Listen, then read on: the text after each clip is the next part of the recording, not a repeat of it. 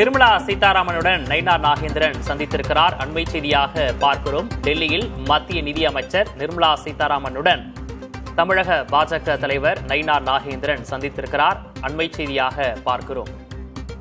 கூடுதல் விவரங்களை செய்தியாளர் விக்னேஷ் முத்துவிடம் கேட்கலாம். விக்னேஷ் முத்து, முழு விவரம்.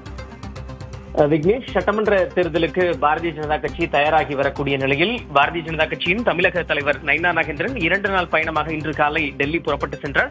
டெல்லியில் அவருடைய நிகழ்வு முழுக்க அரசியல் ரீதியாக சந்திப்புகள் அடுத்தடுத்து நடைபெற இருக்கக்கூடிய நிலையில் முதல் கட்டமாக மத்திய நிதியமைச்சரும் தமிழகத்தைச் சேர்ந்தவருமான நிர்மலா சீதாராமனை தற்பொழுது சந்தித்து பேச்சுவார்த்தை நடத்தியிருக்கிறார். இந்த சந்திப்பின் பொழுது முழுக்க தமிழகத்தின் அரசியல் சூழல், தமிழகத்தில் இருக்கக்கூடிய பல்வேறு அரசியல் பிரச்சனைகள், அதே போன்று சட்டமன்ற தேர்தலுக்கு பாஜக எப்படி தயாராகி வருகிறது, ஏற்கனவே நிர்மலா சீதாராமன் சென்னை வரும்பொழுது எல்லாம் பாஜகனுடைய மாநில நிர்வாகிகளுடன் அடுத்தடுத்த ஆலோசனை கூட்டங்களை நடத்தி வருகிறார். அந்த வகையில் தான் இந்த சந்திப்பு அரசியல் ரீதியாக முக்கியத்துவம் பெறுகிறது. இந்த சந்திப்பின் பொழுது பாரதிய ஜனதா கட்சியின் மாநில பொறுப்பாளர் அரவிந்த் மேனன் மற்றும் கருப்பு முருகானந்தம் மூத்த நிர்வாகி ஆகிய 2 பேர் உடனிருந்திருக்கிறார்கள். நிர்மலா சீதாராமனுடன் இந்த தமிழகத்தின் அரசியல் சூழல்கள், சட்டமன்ற தேர்தல், எடப்பாடி பழனிசாமியுடன் நடைபெற்ற அந்த சந்திப்பு உள்ளிட்ட விஷயங்கள் குறித்து தான் நயினார் நாகேந்திரன் தரப்பில் விரிவாக கிட்டத்தட்ட 20 நிமிடங்கள் வரை ஆலோசனை நடைபெற்றதாக நயினார் நாகேந்திரன் தரப்பில் தற்பொழுது தகவலாக தெரிவிக்கப்பட்டு அது சம்பந்தமான புகைப்படங்களும் வெளியாகி இருக்கிறது. இதனைத் தொடர்ந்துதான் நாம் ஏற்கனவே தெரிவித்தது போன்று பாரதிய ஜனதா கட்சியின் தேசிய தலைவர் JP நட்டாவை அடுத்த கட்டமாக நயினார் நாகேந்திரன் சந்தித்து மூத்த நிர்வாகிகளுடன் கூடுதலாக சந்தித்து 50க்கும் மேற்பட்ட தொகுதிகளில் பாஜக எப்படி வலுவாக இருக்கிறது, எந்தெந்த விவரங்கள் என்ற பட்டியலை வழங்கி பேச இருக்கிறது. இதனால் இந்த சந்திப்பும் அரசியல் ரீதியாக முக்கியத்துவம் பெறக்கூடிய நிலையில் நிர்மலா சீதாராமன் அடுத்த வாரத்தில் தமிழக பயணம் ஏற்கனவே திட்டமிடப்பட்டிருக்கக்கூடிய நிலையில் அந்த பயணம் குறித்தும் இந்த சந்திப்பின் பொழுது ஆலோசனை நடத்துகிறார்.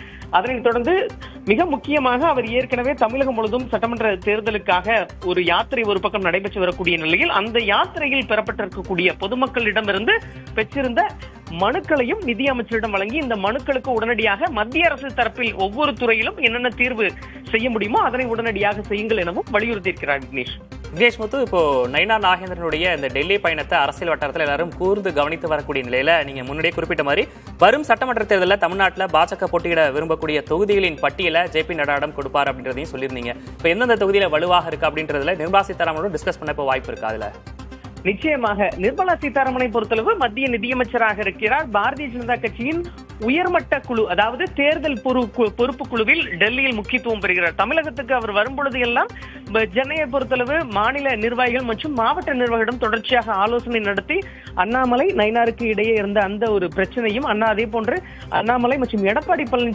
பழனிசாமி ஆகிய இருவருக்கும் இடைபெற்ற அந்த பிரச்சனைக்கு சுமூகமாக தீர்வு பெற்ற பிறகுதான் அந்த GK வாசனுடைய மூப்பனார் நிகழ்வில் நேரடியாக அண்ணாமலை கலந்து கொண்டார். இதனால் அண்ணாமலை இந்த சந்திப்பின் பொழுதும் நிர்மலா சீதாராமன் முழுக்க அந்த அரசியல் ரீதியாக பேச்சுவார்த்தை, சட்டமன்ற தேர்தல் தொகுதிகளில் தமிழகத்தில் எந்தெந்த கொங்கு தொகுதியில் வலுவாக இருக்கிறது, மத்திய அரசின் திட்டங்கள் எந்தெந்த மாவட்டத்திற்கு தேவைப்படுகிறது, அப்படி நம்ம செய்யும் பட்சத்தில் அது எப்படி வலுவாக மாறும், கட்சி ரீதியாகவும் சொல்லி அவருடைய தமிழக சென்னை பயணம் வருகை தொடர்பாகவும் இந்த சந்திப்பின் பொழுது ஆலோசனை என்பது மேற்கொள்ளப்பட்டிருக்கிறது. அவர் ஏற்கனவே இன்று சென்னையில் ஒரு தனியார் பல்கலைக்கழகத்தில் நடைபெறும் நிகழ்ச்சியில் நிர்மலா சீதாராமன் கலந்து கொள்வதாக இருந்து அது ரத்து செய்யப்பட்டிருக்கிறது. ஆனால் அடுத்த வாரம் அவர் தமிழக வருகை ஏற்கனவே திட்டமிடப்பட்டிருக்கக்கூடிய நிலையில் இவருடைய இந்த சந்திப்பு என்பது அரசியல் ரீதியாக ஒரு பக்கம் முக்கியத்துவம் பெறப்பட்ட பட்சத்தில் தமிழக சட்டமன்ற தேர்தலுக்கு பாஜகவினுடைய அந்த தேர்தல் வியூகங்கள் குறித்தும் இன்றைய சந்திப்பின் பொழுது ஆலோசனை என்பது நடத்தப்பட்டிருக்கிறது. விக்னேஷ், நயினார் நாகேந்திரன் நிர்மலா சீதாராமனுடைய இந்த சந்திப்பில் முழுக்க அரசியல் பேசுவதற்கான வாய்ப்பு இருக்கு அப்படின்றதையும் நீங்க குறிப்பிட்டிருந்தீங்க. இப்போ வரக்கூடிய நாட்கள்ல வாரம் ஒரு முறை அமித்ஷா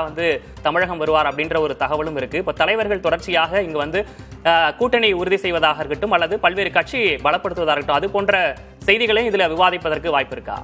நிச்சயமாக மத்திய உள்துறை அமைச்சர் அமித்ஷா ஏற்கனவே திங்கட்கிழமை சென்னை மற்றும் வேலூரில் வருவதாக இருந்தக்கூடிய நிலையில் அவருடைய பயணத்தில் சற்று மாறுதல் செய்யப்பட்டு அடுத்த வாரம் அவர் மீண்டும் தமிழகம் வர இருக்கிறார்.